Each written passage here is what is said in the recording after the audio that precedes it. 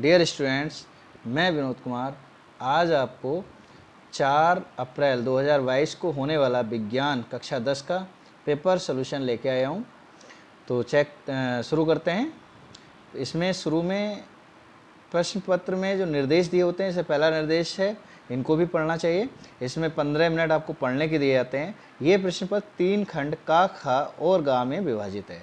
दूसरा है, प्रत्येक खंड का पहला प्रश्न बहुविकल्पीय है, जिसमें 4 विकल्प दिए गए हैं। सही विकल्प चुनकर अपनी उत्तर पुस्तिका में लिखेंगे। और तीसरा, प्रत्येक खंड के सभी प्रश्न एक साथ हल करना आवश्यक है। प्रत्येक खंड नए पृष्ठ से प्रारंभ करें, यानी कि जो अगर खंड का शुरू करते हैं तो नए पृष्ठ से, खा करेंगे तो भी नए, और गा भी नए पृष्ठ से करेंगे। नेक्स्ट है इसमें चौथा, सभी प्रश्न अनिवार्य हैं।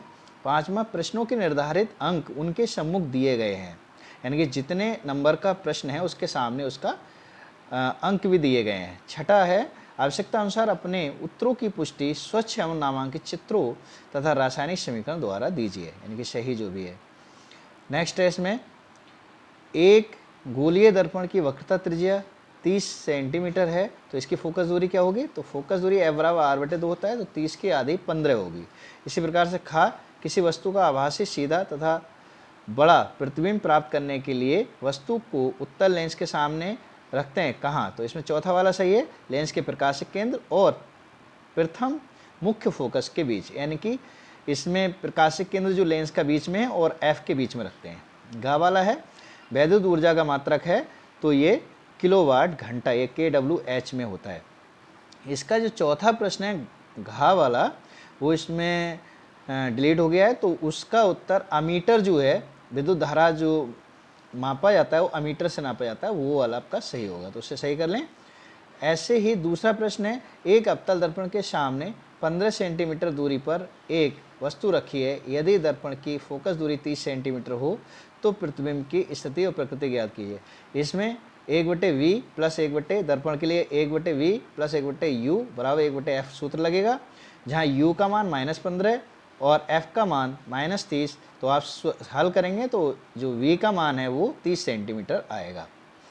ऐसे ही खा वाला है, श्वेत प्रकाश के विक्षेपण से आप क्या समझते हैं? तो इसमें वर्ण विक्षेपण के बारे में, प्रिज्म से प्रकाश की श्वेत प्रकाश आती है तो 7 रंगों में विभक्त हो जाती है, और उसका विजियोर यानी कि बैंगनी, इंडिगो, ब्लू, ग्रीन, येलो और ऑरेंज और रेड, इन 7 रंगों में विभक्त करते हुए दिखाना है। घा वाला है, वैद्युत विभव तथा विभवांतर की परिभाषा देना है, और इसका मात्रक जूल प्रति कूलाम या अथवा वोल्ट होता है। नेक्स्ट इसका तीसरा प्रश्न है, दूरदृष्टि दोष क्या है? तो दूरदृष्टि दोष की परिभाषा है, पहले देना है कि जिस व्यक्ति के नेत्र में दूर या पास की वस्तु दिखाई नहीं देती है उसे दूरदृष्टि दोष, केवल वह व्यक्ति जिससे दूर की वस्तु स्पष्ट दिखाई देती है लेकिन पास की नहीं, दूरदृष्टि दोष होता है। इसे किस प्रकार से संशोधित किया जा सकता है? तो दूरदृष्टि को उत्तल लेंस लगाकर दूर किया जा सकता है। आवश्यक किरण आरेख खींचना है।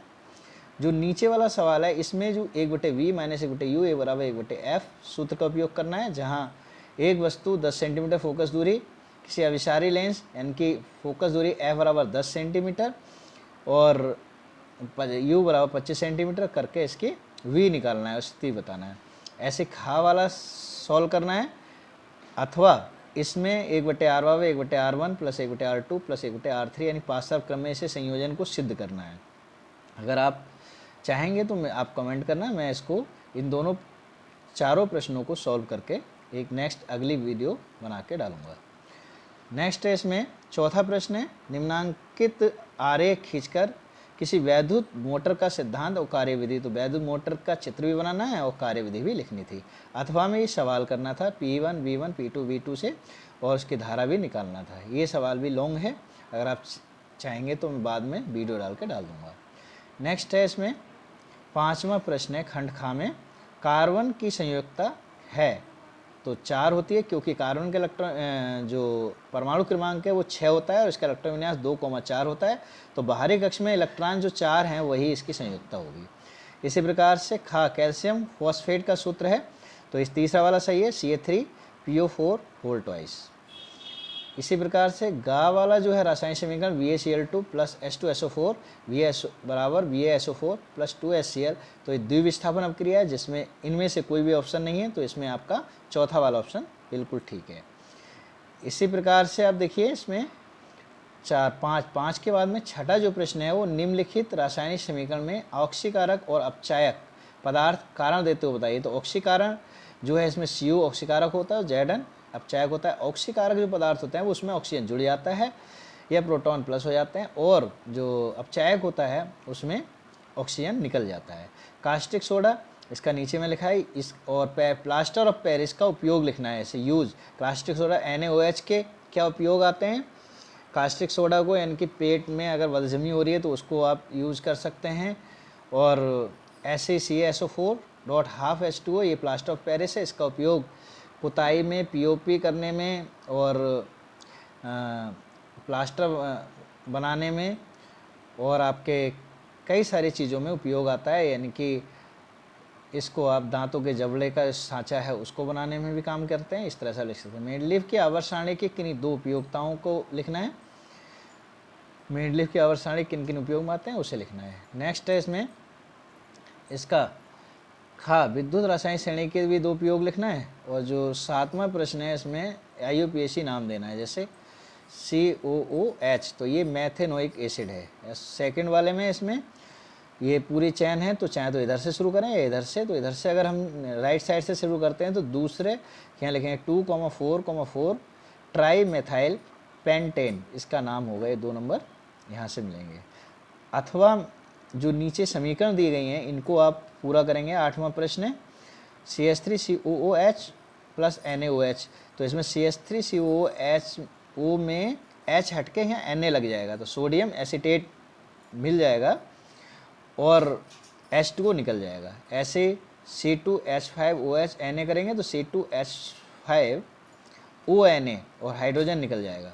इसी प्रकार CH3COOH और C2H5OH, तो इसमें आपका CH3COO C2H5 यानी कि एस्टर बनेगा और ये एस्टर बनाने की प्रक्रिया भी है और हाइड्रोजन इसमें H2O जल निकल जाएगा। इसी प्रकार से C2H5OH जब KMNO4 की क्रिया होगी तो C2H4 और H2O निकल जाएगा।